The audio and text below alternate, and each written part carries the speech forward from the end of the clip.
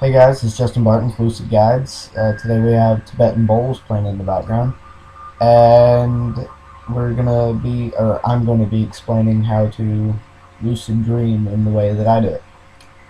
It's got a few simple, very easy steps. You want to start with doing reality checks throughout your day. Try to make it a mental habit to do so. So the way I like to do that is, there's so many ways. They even have apps for like iPhones and Androids where it'll give you notification every now and then, but not enough to wake you up. It'll be like, "Are you dreaming?" or "Is this a dream?" Say something like that, or then they've got some that'll wake you up if you are dreaming. And I've tried those. I don't really like it because I've been lucid before and knew I was dreaming, and then the horn from the app woke me up, and I didn't like that. Then we've got. Alright, so here's the different ways you can do your reality checks. The way I do it personally, because you've always got it, as long as you've got at least one hand with 5 fingers and a palm. You count your fingers, and then after you get done counting your fingers, draw an imaginary A on your hand and think, or you can say aloud, A is for awake. I do it twice so it sticks in my head longer. So you say A is for awake and then move on with throughout your day. You can meditate. I'll have a separate video for meditation out because that's a whole other process in on itself. Eating certain foods can help with this. Turkey, because it's got such a high content of melatonin. White mustard, I can't remember why white mustard, but mustard. And all sorts of stuff like that.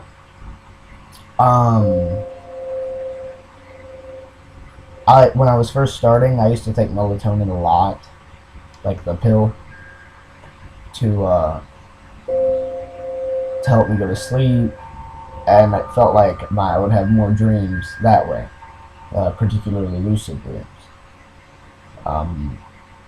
I've done a little bit of research, and apparently that's not healthy because it's, in a sense, numbing your pineal gland, which is what turns serotonin into melatonin, controls your sleep schedule. So I've been doing different types of meditations where I can control my pineal gland a little bit more easily, and I can pretty much go to sleep whenever I want to at this point. But I can't stay awake all that long, it seems like. Not like I don't know, it just seems like it's easier for me to go to sleep.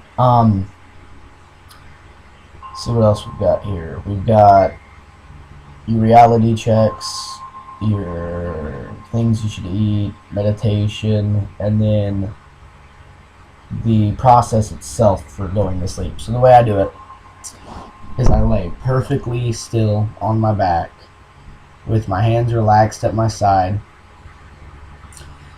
and I just sit there, and with my eyes closed, and I do not move for 20 to 30 minutes. And if I feel a scratch, I leave it alone, because that's your mind asking your body if it's ready to sleep. So if your conscious mind is totally awake, but your body falls asleep, you can fall into sleep paralysis. I think this is also known as astral projection, something like that. I think sleep paralysis is a form of astral projection, but anyways, yeah. So then from sleep paralysis, which is pretty scary, or it was for me for my first time. You can hallucinate during sleep paralysis. Your body won't move, but your mind is fully awake. It's like your mind is screaming at your body, "Hey, stupid, get up, walk, move, do something," and you're just sitting there completely and totally still. You can't talk. I actually experienced sleep paralysis at a very young age and didn't know it until I started getting into this and started doing a little bit of research. I would wake up in the middle of the night, and the only thing that would move were my eyelids, and I couldn't scream because I was terrified. I was seeing these horrible things in my room, this was, I was like 3 or 4 at the time, and I just got done watching. Y'all can make fun of me or whatever, but the Peter Jackson King Kong movie, and I saw one of those witch ladies, like one of the Islanders, the old lady with the bone through her nose. That one, I saw her, and that scared me, and I couldn't scream, but and then it seemed like all of a sudden all of it went away, and my I could move my body again, so I slipped out of sleep paralysis. um from then you can go back to sleep, and from there, that's when your lucid dreams can occur. That's the way it works for me. A lot of times I'll just go to sleep regularly, and I'll wake up and think back and start writing in my dream journal, and I'll remember something key in my dream where I was lucid, and I just didn't remember it the second I woke up. All I remembered was the rest of the dream. Staying lucid is a very hard thing to do. Becoming lucid is much easier, and that in on itself is very hard. So you have staying lucid and being lucid. So being lucid is just the ability to have those dreams where you know you're dreaming, and after practice control your dreams. But staying lucid is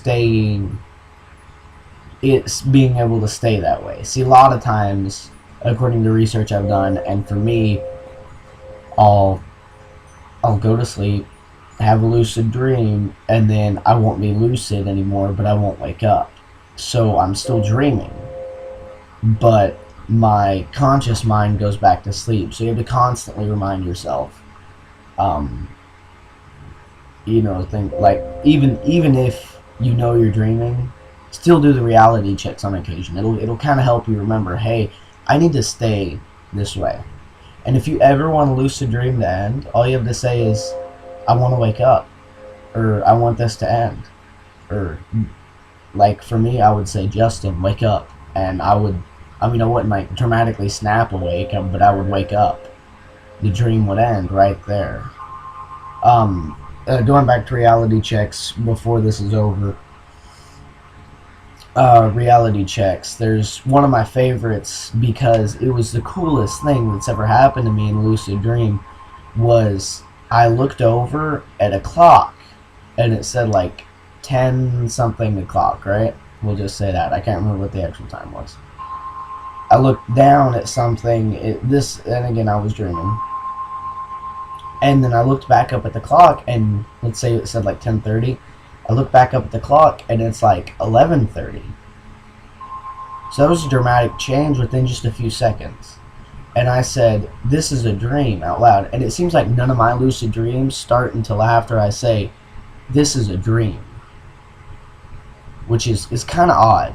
I mean, I've heard that it's the same way for some people. Some of the people I go to school with, they're like, oh, I'm the same way. Because I know a few other lucid dreamers. But I don't know. Something about lucid dreaming. A lot of people don't know what it is, really. Lucid dreaming is the ability to know when you're dreaming and control your dreams after practice.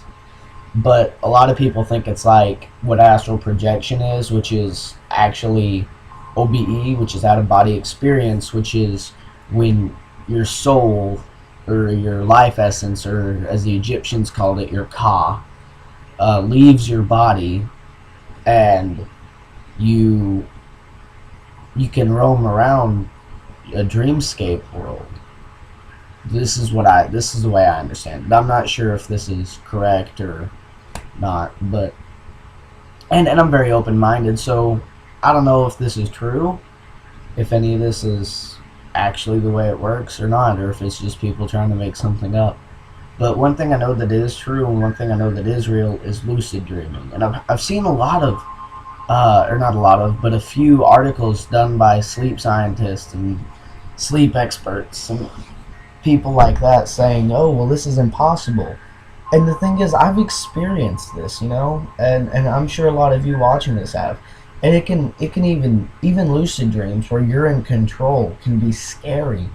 because then you wake up and you have trouble distinguishing what's reality and what's not sometimes. So you have to be able to train your mind and body to be able to take something like that. That's why the meditation is such a key role. So yeah, um, I think that's it. So yeah, this is Justin Barton with Lucid Guides. Y'all have a good night. Sleep well. Stay lucid.